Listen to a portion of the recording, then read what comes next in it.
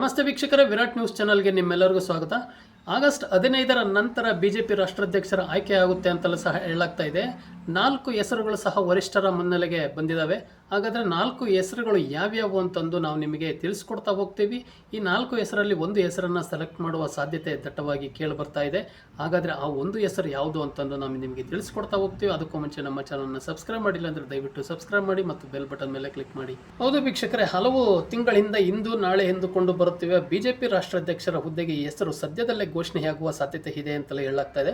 ಪಕ್ಷದ ಆಂತರಿಕ ಮೂಲಗಳ ಪ್ರಕಾರ ಆಗಸ್ಟ್ 15ರ ನಂತರ ಯಾವ ಕ್ಷಣದಲ್ಲಾದರೂ ಹೆಸರು ಘೋಷಣೆಯಾಗಬಹುದು ಅಂತಂದು ಒಂದು ಮೂಲಗಳಿಂದ ತಿಳಿದು ಬರ್ತಾ ಇದೆ.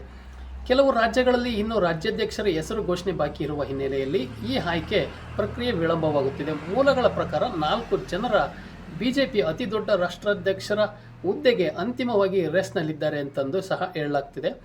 ಮಹಿಳೆಯರನ್ನು ಆ ಹುದ್ದೆಗೆ ನೇಮಿಸಲಾಗುತ್ತಿದೆ ಎನ್ನುವ ಮಾತುಗಳು ಸಹ ಪಕ್ಷದ ವಲಯದಲ್ಲಿ ಕೇಳಿಬರ್ತಾ ಇದ್ವು. ಅದರಲ್ಲಿ ನಿರ್ಮಲಾ ಸೀತಾರಾಮನ್ ಆದಿಯಾಗಿ ಹಲವು ಹೆಸರುಗಳು ಸಹ ಕೇಳಿ ಬರುತ್ತಿದ್ದವು.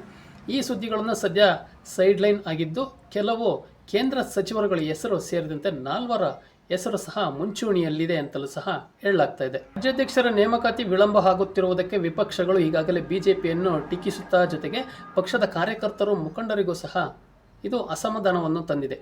ಬಿಜೆಪಿಯ ಮಾರ್ಗದರ್ಶಕ ಸಂಘಟನೆಯಾಗಿರುವ RSS ಕೂಡ ಈಗ ಕೇಳಿ ಬರುತ್ತಿರುವ 4 ಹೆಸರುಗಳಿಗೆ ಯಾವುದೇ ತಕರಾರು ಎತ್ತಿಲ್ಲ ಅಂತಂದು ಸಹ ಹೇಳಲಾಗ್ತಾ ಇದೆ.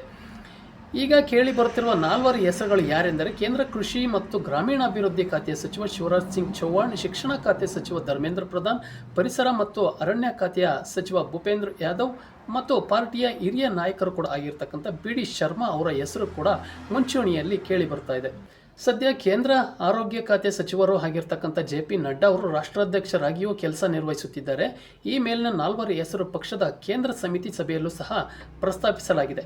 ಆಗಸ್ಟ್ 15ರ ನಂತರ ಅಂತಿಮವಾಗಿ ಸಭೆಯಲ್ಲಿ ರಾಷ್ಟ್ರಾಧ್ಯಕ್ಷರ ಹೆಸರನ್ನು ಪ್ರಕಟಿಸಲಾಗುವುದು ಅಂತಂದು ಪಾರ್ಟಿಯ ಹಿರಿಯ ನಾಯಕರೊಬ್ಬರು ಸಹ ಈ ಒಂದು ಮಾಹಿತಿಯನ್ನು ಸಹ ಸ್ಪಷ್ಟಪಡಿಸಿದ್ದಾರೆ.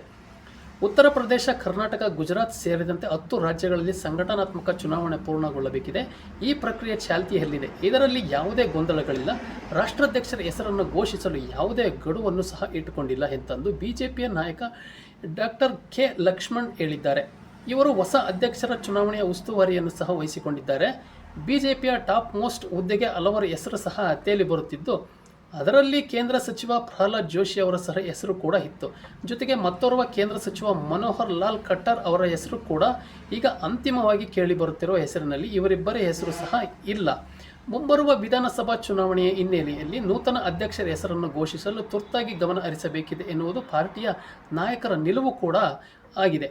ಬಿಹಾರ ವಿಧಾನಸಭಾ ಚುನಾವಣೆಯ ನಂತರ ರಾಷ್ಟ್ರಾಧ್ಯಕ್ಷರ ಆಯ್ಕೆ ನಡೆಸಲಾಗುತ್ತದೆ ಅಂತಂದು ಸಹ ಕೇಳಿ ಬರ್ತಾ ಇದ್ದ ಮಾತುಗಳು.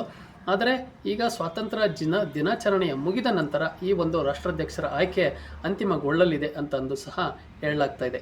ಹೀಗಾಗಿ ಈ 4 ಹೆಸರಲ್ಲಿ ಯಾರು ರಾಷ್ಟ್ರಾಧ್ಯಕ್ಷರು ಆಗಬಹುದು ಅಂತಂದು ನೀವು ಕಮೆಂಟ್ ಮೂಲಕ ತಿಳಿಸಿ ಅಂತ ಹೇಳ್ತಾ ಮತ್ತೆ ಮುಂದಿನ ವಿಡಿಯೋದಲ್ಲಿ ಸಿಗೋಣ. ನಮ್ಮ ಮಾಹಿತಿ ನಿಮಗೆ ಇಷ್ಟ ಆಗಿದ್ದರೆ ದಯವಿಟ್ಟು ನನ್ನ ಚಾನಲ್ನ ಸಬ್ಸ್ಕ್ರೈಬ್ ಮಾಡಿ ಮತ್ತು ಬೆಲ್ ಬಟನ್ ಮೇಲೆ ಕ್ಲಿಕ್ ಮಾಡಿ.